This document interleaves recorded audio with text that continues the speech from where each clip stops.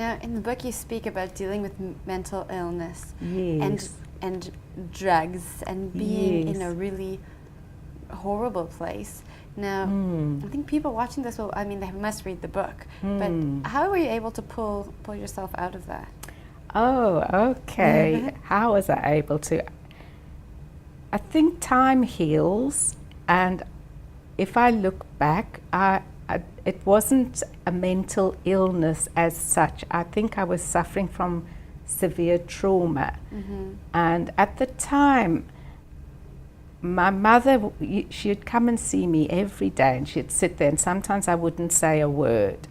And afterwards I said to my mother, but it couldn't have been easy for you.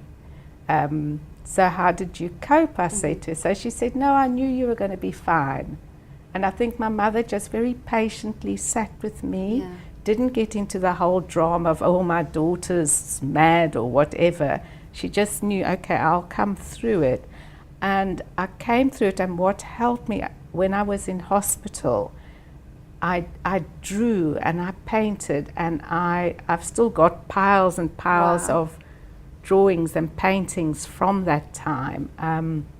So I think a lot of it I got out there, and there's something about being creative that kind of counterbalance, because I was very self-destructive at that time, but the creativity, I think that really helped a lot, because if I look at those pictures, the colors are so bright and beautiful, and they're very ordered. Like there's a lot of them were kind of abstract, but there's a kind of order to them, and a colorfulness, and a kind of almost like, well, a lot of them, there's like a joy.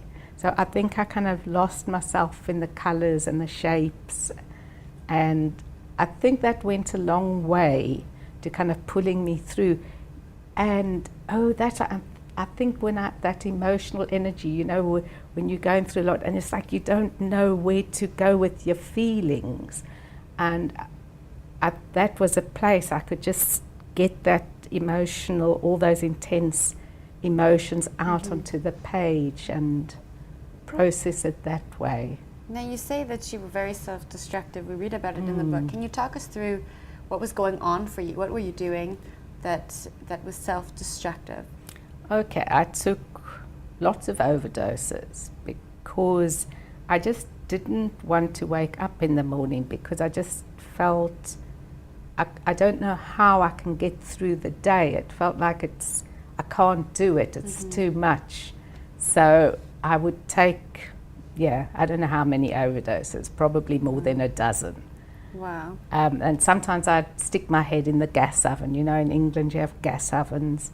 I remember one time I stuck my head in the gas oven and I took an overdose at the same time. I thought, that's it, now that's I'm out of here now. And my mother, she was at work that day, and she came home early. She just thought, no, I must go home early today. And that's it. And she found me, and then I was rushed off to hospital, and my stomach was pumped. And then I came to, and I think I kind of, at some stage I woke up and I thought, but this isn't working. This isn't working. I keep for trying, me. and it's not working. And it's not working. And then the other thing that I did, and I think unfortunately a lot of young people, particularly girls, do this, and I think it's very disturbing, but I self-harmed. I cut myself. And I think I did that. People thought I did that to try and kill myself, but the cutting wasn't about trying to kill myself. It was trying to feel alive, because I was so cut off from my feelings and my emotions. I was so numb that I didn't feel real. And I think also going to England and a different culture and feeling like I had no place or no identity, I didn't feel like I was a real person. So I think the cutting was also a way of, oh, I can feel something. I feel pain.